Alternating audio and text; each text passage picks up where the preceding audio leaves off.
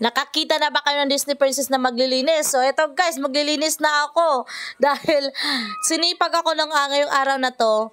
Maglilinis ako sa likuran namin. Dahil simula nung nagpunta-punta kami ng Ubay, hindi na namin to nalinisan. And ayan, tumutubo na yung mga damo. Ang dami na ng mga damo. At saka ang dami na ding lamok. Malapit na maubos yung dugo ko kakasip-sip ng lamok. So, kaya ngayon maglilinis tayo. Dahil din, di ko alam, feel ko lang na gusto kong maglinis ngayong araw na to. Char. Sana all. Uy, minsan lang ako maglinis. Minsan lang ako sipagin. Kaya, go for it na tayo dyan. So, ayan guys, ang daming dahon ng saging. Dahil tumba-tumba na yung saging namin dyan. Hindi ko na yung kayang buhatin, kaya hayaan na natin yung nakahiga. So, ayan.